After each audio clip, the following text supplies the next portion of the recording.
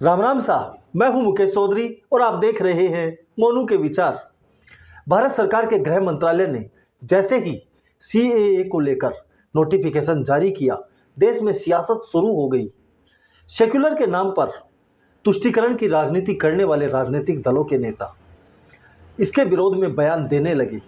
लेकिन दिलचस्प बात यह है कि इस बार राजनीतिक दल सीएए के विरोध में बयान देते समय सीधे सीधे मुस्लिम एंगल जोड़ने से बच रहे हैं। जबकि 2019 में जब सीएए आया था तो पूरे देश में इसे मुस्लिमों के खिलाफ बताकर भ्रम फैलाया गया था, विरोध प्रदर्शन करवाए गए थे। कहा गया था कि इससे देश के मुसलमानों की नागरिकता चली जाएगी, उन्हें वोटिंग के अधिकार से वंचित कर दिया जाएगा, उन्हें डिटेंशन कैंप भेज दिया जाएगा। इसे रोकने के लिए कई लोग तो कोर्ट पहुंच गए थे, जबकि इस कानून का मकसद उन गैर मुस्लिमों को भारत की नागरिकता देना है जो पाकिस्तान, अफगानिस्तान और बांग्लादेश से प्रताड़ित होकर भारत आए हैं।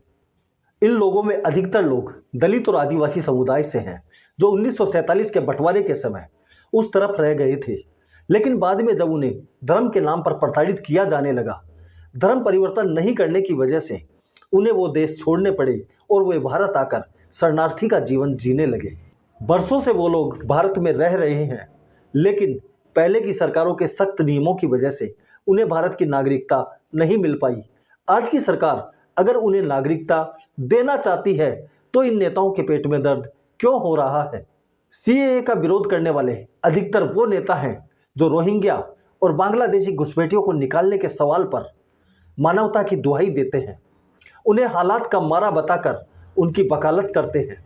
लेकिन जब गैर मुस्लिम शरणार्थियों को नागरिकता देने की बात आती है तो इनके सुर कैसे बदलते हैं, एक बार आप केजरीवाल को सुनिए। ये सीए आखिर है क्या? बीजेपी की केंद्र सरकार का कहना है कि 3 देश, बांग्लादेश, पाकिस्तान और अफगानिस्तान, इन 3 देशों के अल्पसंख्यक जो हैं वो अगर भारत की नागरिकता लेना चाहें तो उन्हें भारत की नागरिकता दे दी जाएगी। इसका मतलब बड़ी संख्या में यहां से अल्पसंख्यकों को हमारे देश में लाया जाएगा, उनको रोजगार दिए जाएंगे, उनके लिए घर बनाए जाएंगे, उनको यहां बसाया जाएगा। अजीब बात है ना? बीजेपी की केंद्र सरकार से हमारे बच्चों को रोजगार दिए नहीं जा रहे, पाकिस्तान से लोगों को लाके उनके बच्चों को रोजगार देना चाहते हैं। हमारे लोगों के पास तो घर नहीं है, भारत के तो ढेरों लोग बेघर हैं, लेकिन बीजेपी वाले पाकिस्तान से लोगों को लाके उन्हें भारत में बसाना चाहते हैं, उनको घर देना चाहते हैं। हमारे रोजगार उनके बच्चों को देना चाहते हैं, हमारे हक के घर उनमें पाकिस्तानियों को बसाना चाहते हैं। भारत सरकार का जो सरकारी पैसा हमारे परिवार और देश के विकास पे खर्च होना चाहिए, वो पैसा पाकिस्तानियों को भारत में बसाने पे खर्च किया जाएगा। इन 3 देशों में लगभग 2.5 से 3 करोड़ अल्पसंख्यक हैं। ये तीनों बहुत गरीब देश हैं। जैसे ही भारत के दरवाजे खुलेंगे, इन 3 देशों से भारी भीड़ हमारे भारत में आ जाएगी। अगर इन 2.5-3 करोड़ में से 1.5 करोड़ लोग भी भारत आ गए तो कौन देगा इनको रोजगार? कहां बसाओगे इनको? बीजेपी वाले अपने घर में बसाएंगे क्या इनको? इनके अपने घर में रखेंगे क्या इनको? बीजेपी वाले देंगे क्या इनको रोजगार? कौन देगा इनको रोजगार? तो देखा आपने, 2019 में सीएए को मुस्लिमों के खिलाफ बताने वाले केजरीवाल इस बार कैसी नई स्क्रिप्ट लेकर आए हैं। दूसरे देशों से करोड़ों लोगों को लाकर बसाने का सफेद झूठ बोलकर वो किस तरह लोगों को भड़का रहे हैं, जबकि इस कानून के नोटिफिकेशन में साफ है कि 31 दिसंबर 2014 से पहले जो भारत में आ चुके उन्हें ही इस कानून के द्वारा नागरिकता मिलेगी।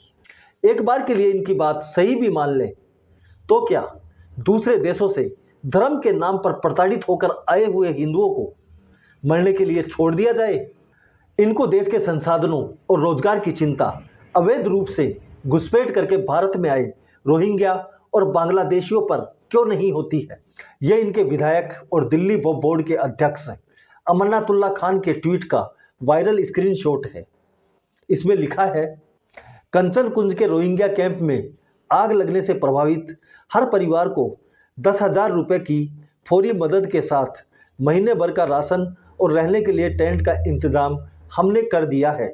हमारी कोशिश है कि इनके लिए और बेहतर इंतज़ाम किए जा सकें, जिससे ये अपनी ज़िंदगी बेहतर तरीके से गुजार सकें। इसके अलावा वहाँ पर पानी और बिजली की फ्री व्यवस्था तो है ही। तो साहब, रोहिंग्या के लिए सरकारी खजाना खोल दिया।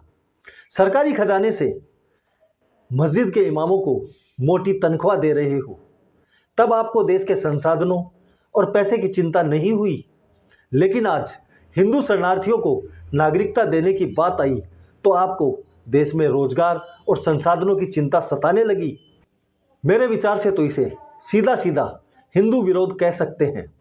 एक बार इस पर कांग्रेस का विचार भी सुन लेते हैं। ने भी कहा है, बंगाल ने भी कहा है, ये संवैधानिक सवाल उठते हैं। पर तब भी हमने कहा था हम इस कानून के खिलाफ थे, क्योंकि धर्म के आधार पर नागरिकता देना संविधान के खिलाफ है। और ये मामला सुप्रीम कोर्ट में लंबित है, ये याचिका है सुप्रीम कोर्ट में, ये चैलेंज हुआ है कि आप धर्म के नाम पर नागरिकता देते हो। पर मेरा ये कहना है, कानून बना, ठीक है, विवादित कानून था, मतभेद थे, पर कानून बना क्योंकि बहुमत उनके पास थी। पर 4 साल 3 महीने क्यों लगाए? और अब जब 1 महीना बाकी है, आप इसको लागू रूल की घोषणा कर रहे हैं। एक ही मकसद है, एक ही मकसद, शैतानी मकसद है, मैं कहूंगा एक ही मकसद है। कि चाणक्य की बुद्धि में यही है कि चुनाव आ रहा है। कुल मिलाकर सबको चुनाव की चिंता है, वोट बैंक की चिंता है, लेकिन मुस्लिम देशों से धर्म के नाम पर प्रताड़ित होकर आए हुए इन गैर मुस्लिमों को नागरिकता देने की चिंता किसी को नहीं है। किसी भी तरह से झूठ फैलाकर देश का माहौल खराब करना ही अब इनका मकसद हो गया है। उधर ममता बनर्जी ने तो जैसे पश्चिम बंगाल को अलग देश घोषित कर दिया हो। वो कह रही हैं कि पश्चिम बंगाल में CAA लागू नहीं होगा। भारत की नागरिकता देना केंद्र का काम है। केंद्र सरकार जो कानून बनाए उसे राज्यों को मानना होगा, यह संविधान में लिखा है। लेकिन यह संविधान को कितना मानते हैं आपने संदेश खाली वाले मुद्दे में भी देखा होगा। मोदी को बात बात में तानाशाह बताने वाले, मोदी सरकार के फैसलों को संविधान की हत्या बताने वाले खुद संविधान को कितना मानते हैं, यह इनके बयानों में दिख रहा है। इनकी एक समस्या यह भी है कि इस बार मुस्लिम समाज CAA के विरोध में सड़कों पर क्यों नहीं उतरा। खुद को शाहीन बाग का कोऑर्डिनेटर कहने वाले शोएब जमाई के इस वीडियो संदेश से आपको समझ आ जाएगा। हक और हुकूक की लड़ाई भी रमज़ान के महीने में हुई। गलत को गलत बोलना सीखिए। कम से कम मीडिया में या जिस भी प्लेटफॉर्म के माध्यम से हो, सरकार से अपनी बात तो रखिए, अपना विरोध तो दर्ज कराइए, नॉर्मलाइज मत कीजिए। अभी मैं किसी वकील साहब का देख रहा था कि नहीं, उससे कोई फ़र्क नहीं पड़ेगा।